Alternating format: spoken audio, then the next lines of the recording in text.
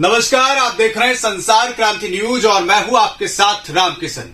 हरियाणा की सियासत में इन दिनों जिस सीट को लेकर सबसे ज्यादा बवाल है उस सीट का नाम है उचाना। दरअसल मौजूदा वक्त में इस सीट पर हरियाणा के डिप्टी सीएम दुष्यंत चौटाला विधायक हैं। ये जिंद जिले की सीट है।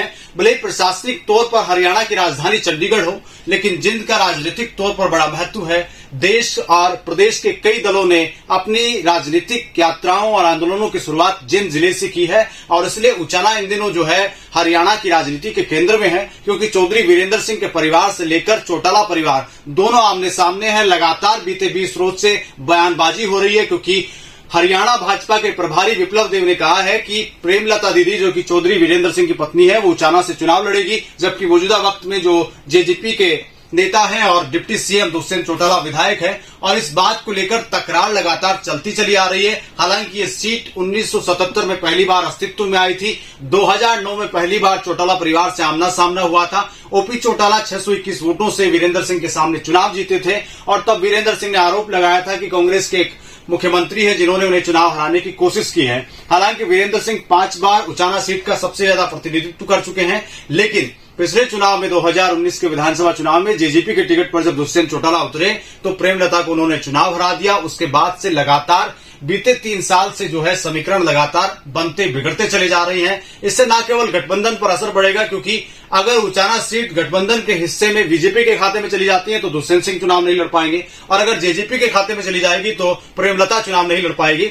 ऐसे में जो गठबंधन की जो बात है, जो गठबंधन टूटने की बातें, दरार पड़ने की बातें लगातार चली आ रही है, उसका असर कहीं ना कहीं उचाना सीट पर देखने को मिल सकता है। लेकिन न केवल बीजेपी और जेजेपी बल्कि कांग्रेस और तमाम दल भी है लगातार उचाना सीट पर अपनी नजर बनाए हुए हैं, क्योंकि उचाना जो जीतेगा उसका जो महत्व बढ़ जाएगा, क्योंकि मौजूदा वक्त में डिप्टी सीएम के पास ये सीट है और यही वजह है क्योंकि चौधरी वीरेंद्र सिंह जो है सर छोटू राम के नाती है, तो वहीं ओपी चौटाला जो कि हरियाणा के मुख्यमंत्री रह चुके हैं 5 बार, उनके पोते दुष्यंत चौटाला जो मौजूदा वक्त में डिप्टी सीएम है। तो ऐसे में दोनों तरफ से देखा जाए तो मुकाबला जो है कांटे का होता हुआ दिख रहा है। क्या भाजपा गठबंधन के जरिए 2024 के लोकसभा के बाद विधानसभा चुनाव में जाएगी या फिर अलग होकर लड़ेगी? अगर अलग होकर लड़ेगी तो दोनों नेता चुनाव लड़ सकते हैं। अगर गठबंधन लोकसभा चुनाव के बाद विधानसभा चुनाव तक भी बरकरार रहा, क्योंकि अब से पहले के 20 दिन से पहले की बात की चर्चा करें तो मनोहर लाल खट्टर और दुष्यंत चौटाला लगातार